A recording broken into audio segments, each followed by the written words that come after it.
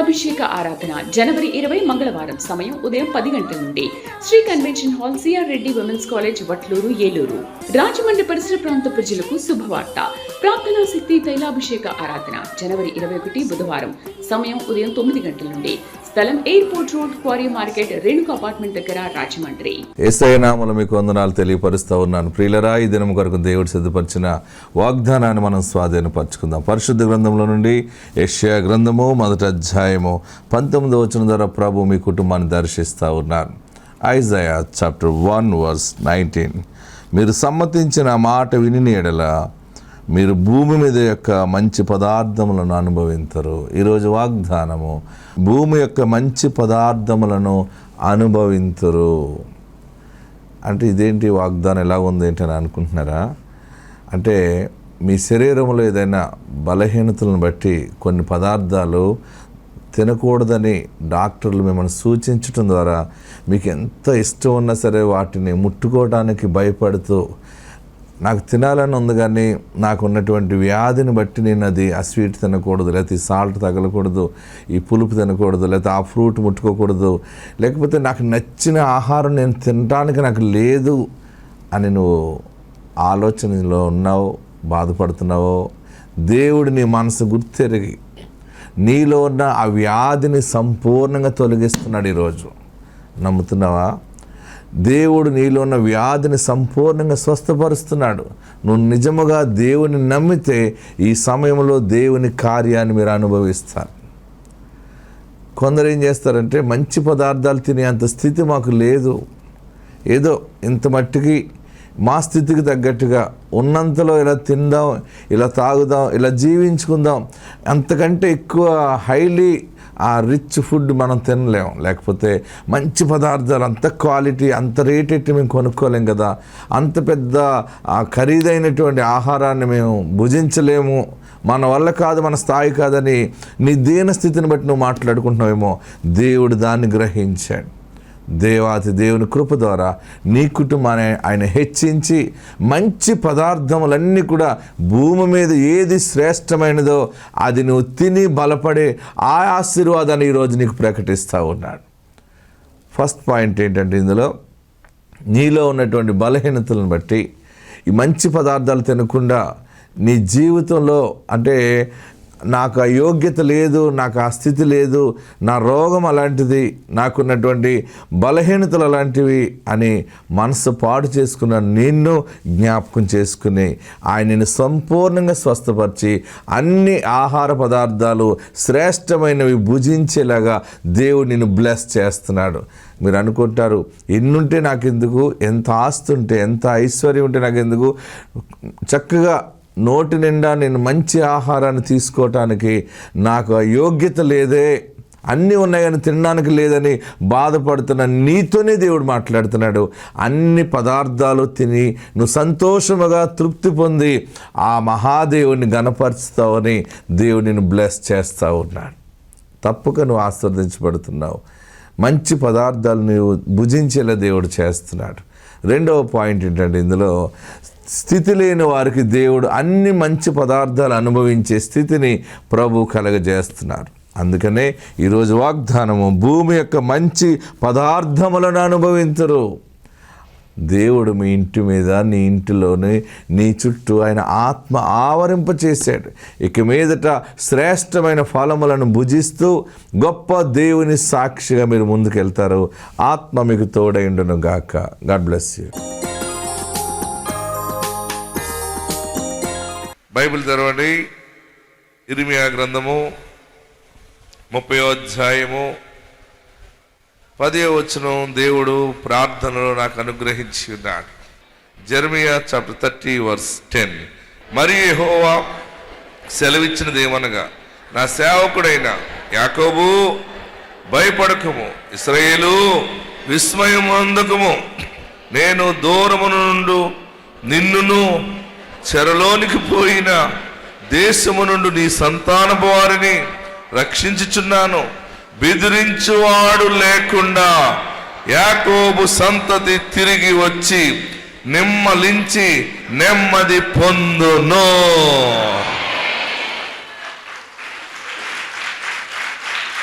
ఆమేన్. అద్భుతం ఏంటంటే నెమ్మదిస్తావు, ప్రాణము నెమ్మదిస్తుంది, నెమ్మది కలిగిన దినాలు చూస్తావు అన్నమాట. ఎందుకంటే లాస్ట్లో చెప్పాడు, బెదిరించువాడు ఇక నీకు ఉండడు. భయముతో ఉన్న మనుషులారా, ఏదో ఒక భయము, రోగము అనే భయము నీకున్నదేమో. ఏమవుతుందో, ఇది మళ్ళీ క్యాన్సర్గా మారుతుందేమో ఈ గడ్డ, లేకపోతే కిడ్నీకి వస్తుందేమో, లివర్కి సోకుతుందేమో, లేదా నా శరీరం కుళ్ళిపోతుందేమో, రోగము గురించి భయపడుతున్నావేమో. దేవుడు నీతోనే మాట్లాడుతున్నాడు. అప్పులు బాధలు ఎక్కువైపోయి అప్పులు తీరే దారి లేదు. ఎలా తీరుతుంది? ఎవరు తీరుస్తారు? ఎంత గట్టి చేసుకుందామన్నా హృదయం, మనసు గట్టి అవ్వట్లేదు. ఎందుకంటే వచ్చే దారి లేదు. ఇది ఎలా సాధ్యం అని అనుకుంటున్నావు కదా. యాకోబు భయపడకు, ఇశ్రాయేలు దేవుని జనాంగమైన బిడ్డలని మిమ్ముతో మాట్లాడుతున్నాడు, నాతో మాట్లాడుతున్నాడు. ఇశ్రాయేలు జనాంగమా భయపడకు. మరి భయపడకపోతే ఎలాగా? ధైర్యం ఎప్పుడు వస్తుందంటే డబ్బు ఉన్నప్పుడు ధైర్యం వస్తుంది, ఆరోగ్యము బలంగా ఉంటే ధైర్యం వస్తుంది. నేను నడిచి వెళ్ళిపోతాను. ఎవరైనా మనల్ని అవమానం చేస్తే ఇంకా బలం వచ్చేస్తుంది. ఎందుకంటే నీ గుండె బలముగా ఉన్నప్పుడు, నీ శరీరంలో బలము ఆరోగ్యం ఉన్నప్పుడు ఎక్కడైనా పట్టుదలగా మాట్లాడగలదు. ఈరోజు ఈ కొత్త సంవత్సరంలో దేవుడు మనతో మాట్లాడుతున్న మాట ఏంటంటే, భయపడకు, విస్మయం నందుకు. ఏం జరుగుతుందంటే, ఇశ్రాయేలు నిన్నును దూరమున నుండి నిన్నును చెరలోనికి పోయిన దేశము నుండి నీ సంతానము వారిని. చాలా మంది ఏడుపు ఎలాగుందంటే, నేనేదో దరిద్రం ఎత్తిపోయానంటే నా కొడుకు ఎలాగైపోయాడు, నా బ్రతుకేదో ఎలాగైపోయిందంటే నా కుమార్తె బ్రతుకు ఎలాగైపోయింది, నా అల్లుడు బ్రతుకు ఎలాగైపోయింది. ఏంటి దేవా, ఏం పాపం చేశాం మేము? ఎవరి మట్టికి వారే అనాథులుగా మారిపోయాం, దిక్కులేని వారుగా మారిపోయాం, ఏడుస్తున్నావు కదా. దేవుడు ఎంటైర్ నీ ఫ్యామిలీకి ఇస్తున్న బ్లెస్సింగ్ అనమాట. టోటల్లీ నీ కుటుంబానికి ఇస్తున్నాడు ఆయన. నీ కుమార్తె, అల్లుడు, కోడలు, కుమారుడు, మనవలు అందరికీ, నీ భర్తకి, నీ భార్యకి దేవుడు నీ సంతానపు వారిని రక్షించుచున్నాను, బెదిరించువాడు లేకుండా. మనల్ని బెదిరించేవాడు సైతానుడు. ఆమేన్. బాగా గమనించండి. నువ్వు చచ్చిపోతావు అంటాడు అనమాట. నీకు అప్పులు తీరవు, అయిపోయింది, నీ చరిత్ర అయిపోయింది. అప్పుడు నడిచింది, ఇప్పుడు నడదే. మనలో అధైర్యాన్ని కలగజేసే దుష్టుడు మనలో ఉన్న పాజిటివ్నెస్ అంతటిని పాడు చేసేస్తాడు అనమాట. నువ్వు చేయలేవు, నీ వయసు అయిపోయింది, నీ జ్ఞానం అయిపోయింది, నీ తలాంతు లేదు, నీకు అది లేదు. ఈరోజు పరలోకము నుండి దేవుడు నీతోనే మాట్లాడుతున్నాడు. బెదిరించువాడు ఉండడు, బెదిరించువాడు ఉండడు. మనకి భయం ఎందుకు వస్తుందంటే, బెదిరించేవాడు ఉన్నట్టు వల్ల భయం వస్తుంది. భయం పెట్టేస్తుంటాడు. నీ బిడ్డ కాపురం నిలబడుతుంది అనుకుంటున్నావా? నిలబడదు, ఇంకంతే. అంటే రకరకాలుగా చెడు ఆలోచన కలగజేస్తుంటాడు. మీ అప్పులు తీరవు, తాకట్టులో ఉన్న నీ వస్తువులు రావు, నీ ఇల్లు మళ్ళీ వదిలిపించబడదు, సమస్యలుంటాయి, నాశనం అయిపోతావు, అలాగైపోతావు అని ఒక దుష్ట ప్రభావం మనల్ని బెదిరిస్తూ ఉంటుంది. మీకు శుభవార్త ఏంటంటే, బెదిరించేవాడు మీకు ఉండడు. మరి ఎవరుంటారు? ధైర్యం ఇచ్చేవాడు నీతో ఉండబోతా ఉన్నాడు. నిన్ను కాపాడువాడు కునుకడు, ఇశ్రాయేలును కాపాడువాడు కునుకడు, నిద్రపోడు. మిమ్మల్ని ఇంకా బెదిరించేవాడు ఉన్నాడు. మరి ఏంటంటే, బెదిరించేవాడు లేనప్పుడు నీ ప్రయాణము ఘనముగా ముందుకి కొనసాగుతుంది. రోగము నిన్ను బెదిరిస్తుందేమో, ఆర్థిక సమస్య నిన్ను బెదిరిస్తుందేమో, కోర్టు సమస్య నిన్ను బెదిరిస్తుందేమో, ఆస్తి తగాదాల మధ్య నీకు అన్యాయం జరుగుతుంది, నువ్వు ఓడిపోతావని పదే పదే నిన్ను కలవరు పెడుతుందేమో. పరిశుద్ధాత్మదేవుడు ఈరోజు నీతో మాట్లాడుతూ ఉన్నాడు. నీ చేతి నుండి దూరం అయిపోయిన ధనము, ఆస్తి విషయంలో ఇక మళ్ళీ నువ్వు చూడనని అనుకుంటున్నావు కదా, బెదిరింపులన్నీ పోయినాయి. బెదిరింపులు పోయి ఎదిరింపులు వస్తాయి. హల్లెలూయా, గట్టిగా హల్లెలూయా చెప్పండి. బెదిరింపులు పోయి ఎదిరింపులు అంటే చెప్పాలి. మీరు అందరూ నీకు బొకేలు ఇవ్వటం మొదలెడతారు, అందరూ నీకు ధనం పట్టుకొచ్చి ఇస్తారు, అందరూ జనముల ఐశ్వర్యము నీ యొద్దకు తేబడును, బంధువులకు మిత్రులకు నీవు ఏలికి పోయిందువు. దీనులమే దరిద్రులమే గాని బెదిరించువాడు మనకు దూరమయ్యాడు, ఘనపరచువాడు మనతో ఉన్నాడు, బలపరచువాడు మనతో ఉన్నాడు, ఆయన నీ చెయ్యి పట్టుకున్నాడు. ఇక నీకు బెదిరించువాడు ఉన్నాడు, నిన్ను భయపెట్టువాడు ఉన్నాడు, నిన్ను బ్లాక్మెయిల్ చేసేవాడు ఉన్నాడు. నీ సంగతి చెబుతానన్నవాడు ఏమైపోతాడో నీకు కనపడ్డి. ఒక మనుషుడు అలాగే అన్నాడు మోషేని. మోషే ఏమన్నాడంటే, ఫరో అన్నాడు, ఇదిగో వెళ్ళిపోతావా, వెళ్ళిపో, మళ్ళీ నా వంక చూడవు, నన్ను నువ్వు చూడవు మళ్ళీ అన్నాడు. ఏంట్రా బోడి నిన్ను చూసేది. మోషే ఏమన్నాడు, ఛీ నిన్ను చూడటం మళ్ళీ. మోషే అంటాడు అనమాట, నిర్గమకాండంలో ఉంటుంది, ఆ ఫరో ఏదో పెద్ద స్నేహితుడిగా మాట్లాడతాడు, నువ్వు వెళ్ళిపో, అయితే మరమా నీ ముఖం చూడవలసిన పని నాకేముంది, ఒక్క డెక్క కూడా నీ దగ్గర ఇచ్చిపెట్టేది లేదని మొత్తం పట్టుకుని వచ్చేసాడు మోషే. పాత సంవత్సరం అన్ని డెక్కలు అన్నిటికి విడుదల కలిగి మొత్తం ఆస్తి ఐశ్వర్యంతో కొత్త సంవత్సరం మనం అడుగు పెట్టేశారు. హల్లెలూయా చెప్పండి. ఈరోజు వాగ్దానం మహిమ ఏంటంటే, బెదిరించువాడు ఉండడు. ఇక ఏమో అనేది ఉండదు. ఏంటి, నాకు ఎంత పెద్ద సమస్య వచ్చినా నేను కంగారు పడను, ఎందుకంటే ఆయన నాతో ఉన్నాడని నాకు తెలుసు. నాకు పెద్ద సమస్య వచ్చినప్పుడు నేను చేసే పని ఏంటి చెప్పనా, ఇంకా భరించలేని కష్టం వచ్చింది అనుకోండి, నేనేం చేస్తాను చెప్పనా, దుప్పటి కప్పు పడుకుంటాను. ఏంటి, మంచిగా బ్లాంకెట్ పెట్టుకుని ఆరాముగా పడుకుంటాను. ఎందుకంటే బైబిల్లో తన ప్రియులు నిద్రించుచుండగా ఆయన వారికి ఇచ్చుచున్నాడు. అవమానము అన్యాయము జరుగుతుందంటే నేను ఒక్కడిని వెళ్ళి ఎవరితో పోరాడతాను? నేను పోరాడటం కంటే నా పక్షంగా యుద్ధం చేయవాడు నువ్వు ఉన్నావు చెప్పావు కదా. ఆయన యుద్ధం చేసేవాడు మనం ఏం చేయాలి, కాళ్ళు చేతులు నెమ్మదిగా కట్టుకుని కూర్చోవాలి. మనం ఓవర్ యాక్షన్ అయితే ఏం జరగదు. అక్కడ జరుగుతుందా? నువ్వు మొత్తం ఇలాగ బిగించేసుకుని ఏమనుకుంటున్నావే అంటే నువ్వు ఏమైనా చేయగలదా? ఎవడొకటి దవడమే కొట్టేస్తాడు, రాయించి కొట్టేస్తాడు.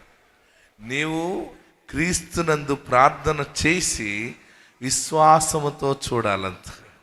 తన ప్రియులు నిద్రించుచుండగా ఆయన వారికి ఇచ్చుచున్నాడు, ఎదురు చూడాలన్నమాట. ఆమేన్, హల్లెలూయా చెప్పండి. మా నాన్నగారు ఎప్పుడు అనేవారు, బాబా ఏంటి ధైర్యం నీకు. మా నాన్నగారు వృద్ధాప్యంలో కూడా ఆయన ఏదో పలకరిస్తుంటే ఈయనెవరు అంటే వీడు ధైర్యవంతుడు అన్నాడు ఆయన. ఎందుకంటే ఎంత పెద్ద కొండ మీద అడిపోతున్నా నేను నవ్వుకుంటూనే ఉంటాను. ఎందుకంటే నాకు తెలుసు ఆ కొండ మన దాకా వస్తుంది, 1/2 ఇంచులో ఆగిపోతుంది. అది మన మీద పడుతుందా? అది మన మీద పడితే ఇంక మనకి ఈ ప్రార్థనలు ఎందుకు, ఈ దేవుడు ఎందుకు? అదే అనమాట ప్రత్యేకత. ఆమేన్. యేసులో కాపుదల ఉన్నది.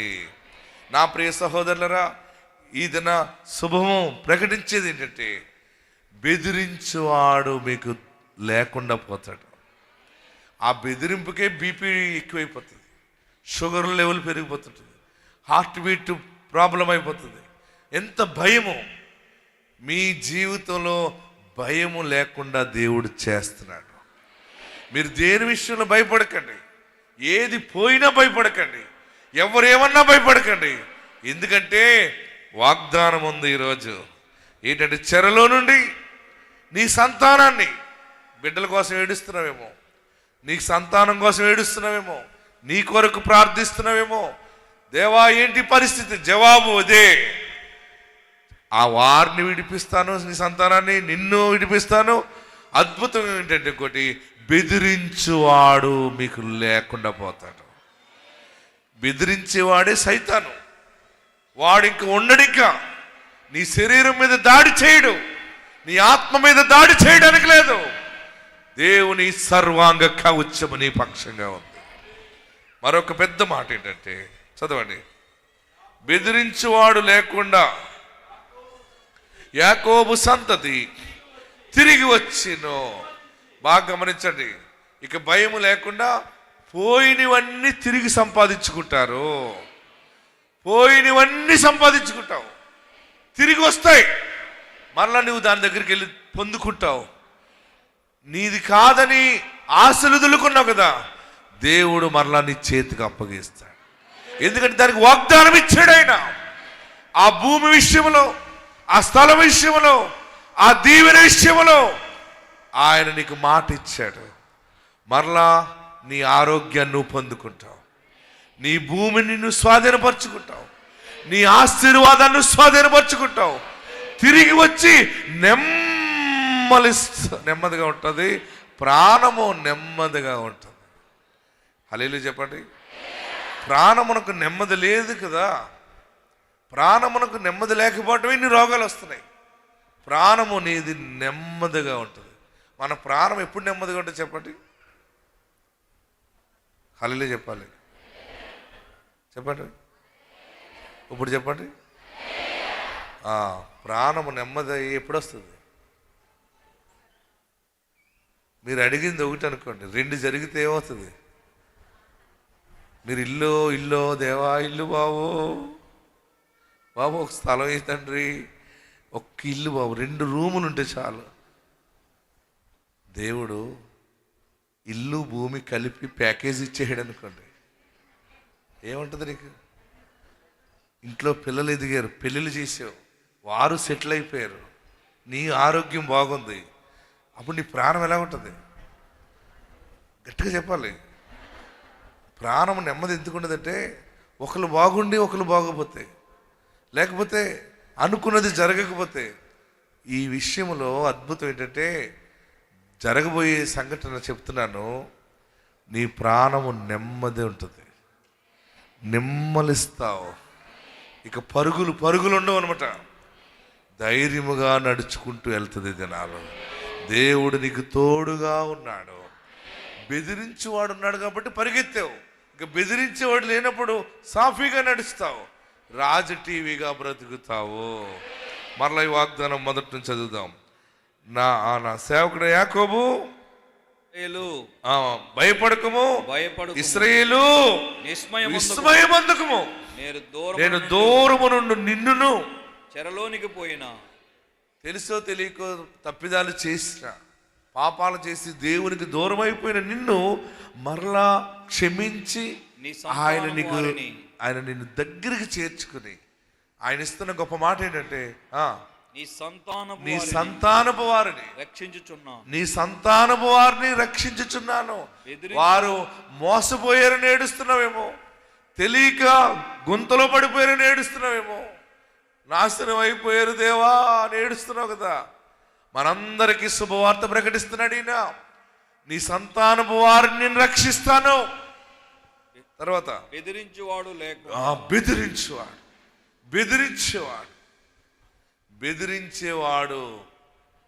నువ్వు ఎక్కడికి వెళ్ళినా వాడు వస్తుంటాడు.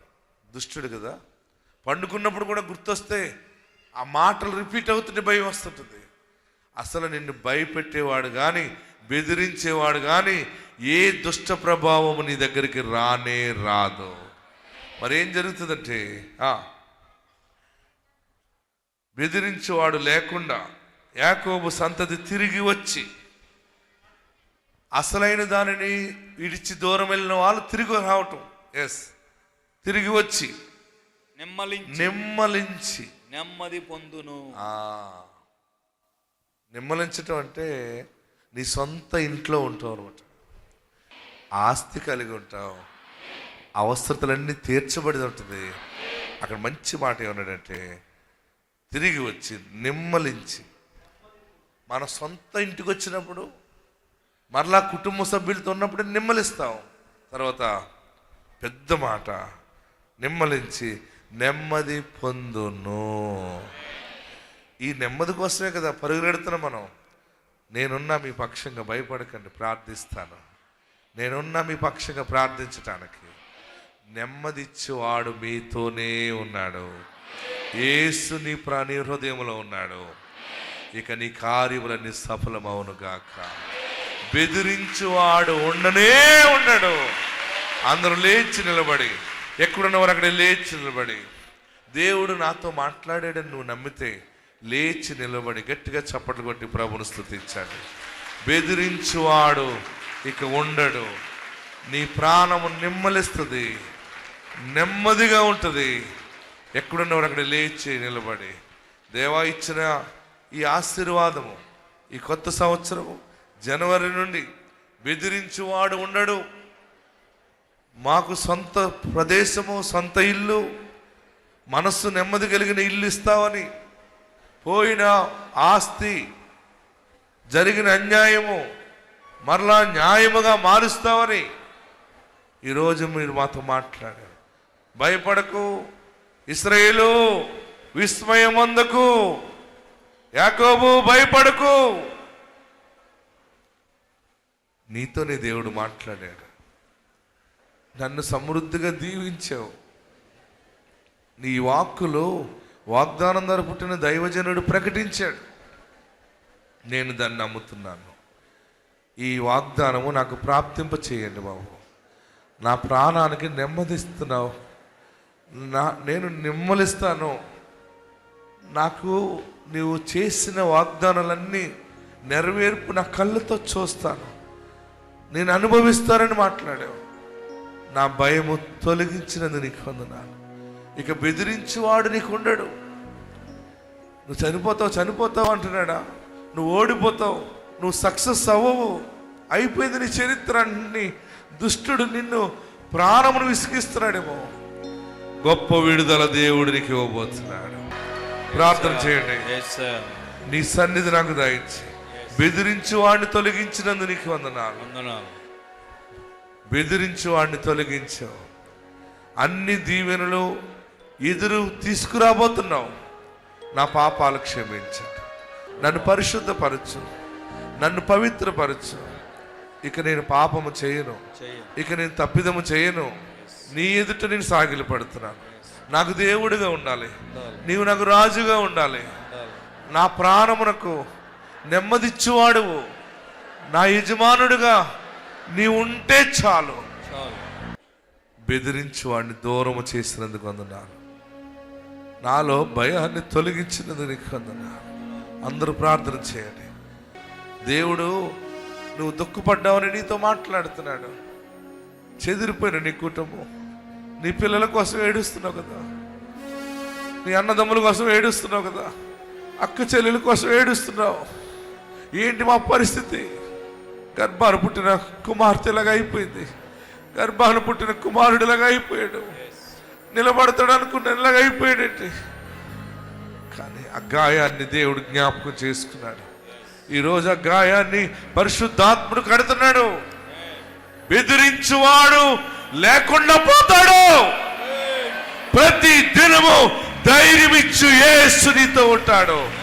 పరిశుద్ధాత్ముడు నీ పక్షంగా ఉంటాడు. యుద్ధ వీరుడు నీ పక్షంగా ఉంటాడు. సైన్యములకు అధిపతియగు యెహోవా నీకు తోడై ఉన్నాడు. నన్ను దీవించు బాబు అని అడుగుతూ మీకేం కావాలో ప్రార్థన చేయండి. హల్లెలూయా, హల్లెలూయా. రెండు చేతులు తలపైన పెట్టుకుని అడుగు. దేవుడు దాన్ని స్థిరపరుస్తున్నాడు. దేవుడు దాన్ని స్థిరపరుస్తున్నాడు. దేవుడు దాన్ని స్థిరపరుస్తున్నాడు. అందరూ ప్రార్థన చేయండి. హల్లెలూయా. ప్రార్థనా శక్తి తైలాభిషేక ఆరాధన జనవరి 20 మంగళవారం సమయం ఉదయం 10 గంటల నుండి Sri convention hall CR Reddy women's college Vatluru Eluru. Rajahmundry పరిసర ప్రాంత ప్రజలకు శుభవార్త. ప్రార్థనా శక్తి తైలాభిషేక ఆరాధన జనవరి 21 బుధవారం సమయం ఉదయం 9 గంటల నుండి. స్థలం airport road, quarry market, Renuka apartment దగ్గర, రాజమండ్రి. నా పేరు వెంకటలక్ష్మి అండి. మా ఊరు లక్కవరం అండి. నా వివాహం 7 సంవత్సరాలు అయ్యిందండి. నాకు పిల్లలు లేరని ఎన్నో హాస్పిటల్ తిరిగానండి. తిరగని హాస్పిటల్ లేదండి. ప్రతి హాస్పిటల్కి వెళ్తే పుడతారమ్మా అని టెస్టులు చేసేవారండి. ఒకసారి హాస్పిటల్కి వెళ్తే టెస్టులు చేస్తే మరి ఇంకో హాస్పిటల్కి వెళ్తే మళ్ళీ చేసేవారండి. కానీ విసుగు పొంది నేను హాస్పిటల్ మానేశానండి. కానీ మా ఇంటి దగ్గర ఇలా ఇసాకయ్య గారి దగ్గరికి వెళ్ళు అని చెప్పారండి. పాలకొల్లు ఇలా దగ్గరగా ఉంటుందని ఫస్ట్ వారం వచ్చానండి. అయ్యగారు చెప్పారు, ఒక 9 వారాలు రా అమ్మ, నీకు పుడతారు, మగబిడ్డను ఎత్తుకుని వస్తావని చెప్పారండి. అలాగే నేను 11 వారాలు వచ్చానండి. 11 వారాలు వచ్చాక నాకు డేట్ రాలేదండి. మళ్ళీ హాస్పిటల్కి వెళ్తున్నాను. అయ్యగారండి అంటే ఈసారి నీకు కన్ఫామ్ అయిపోద్దమ్మా, నువ్వు ఏమీ ఆలోచించకు, వెళ్ళని చెప్పారండి ఇసాకయ్య గారు. అలాగే హాస్పిటల్కి వెళ్ళాక నాకు గర్భఫలమని చెప్పారండి. అప్పుడు నేను ఎంతో సంతోషించాను. ఇసాకయ్య గారి దగ్గరికి రావడం వల్ల ఒక్క 11 వారాలు ఇక్కడికి వచ్చాక నాకు గర్భఫలం పొందానండి. దేవుడు నా పట్ల చేసిన మేలుకి ఎంతో వందనాలండి. విశాఖయ్య గారు కూడా నేను జీవితంలో మరవనండి. ఆయన ప్రార్థన వల్ల నాకు ఈ బిడ్డ ప్రతిఫలం పొందానండి. ఈ చిన్న సాక్ష్యం దేవుడిని దీవించిన కాక. ఆమేన్.